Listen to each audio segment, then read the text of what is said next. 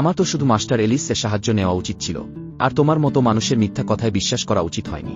চুই বলে, দাদাজি কিছুক্ষণের মধ্যেই সেরে উঠবেন, কিন্তু লুহান রেগে গিয়ে বলে, আমার চোখের সামনে থেকে চলে যাও। চুই তখন গম্ভীর হয়ে বলে, ঠিক আছে, আজ তুমি যা বললে তা মনে রেখো, এরপর আমি আর কখনো ফিরে আসবো কিনা জানি না। এই কথা বলে সে সেখান থেকে চলে যায়। ডাক্তার তখন লুহানকে শান্ত করে বলে, এই ঘটনার জন্য তোমার কোনো দোষ নেই।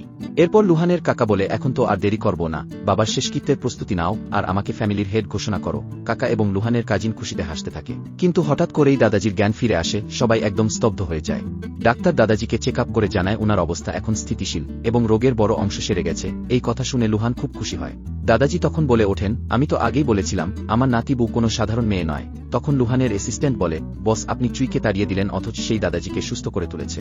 এই কথা শুনে দাদাজি খুব কষ্ট পান এবং লুহানকে বলে, তুমি কিভাবে এমনটা করলে? এখনই চুইকে ফিরিয়ে নিয়ে আসো। এই সময় ডাক্তার জানায় তোমার দাদাজি পুরোপুরি সুস্থ হননি, এই চিকিৎসায় মাত্র 1 মাস সময় বাড়ানো গেছে। সে পরামর্শ দেয় তোমার দ্রুত মাস্টার এলিস এর খোঁজ নেওয়া উচিত। এই কথা শুনে লুহানের কাকা এবং তার কাজিন চুপচাপ চলে যায় অন্য কোনো ষড়যন্ত্রের পরিকল্পনা করতে। অন্যদিকে লুহান সেই ডাক্তারকে ধন্যবাদ জানায় এবং ডাক্তার সেখান থেকে চলে যায়।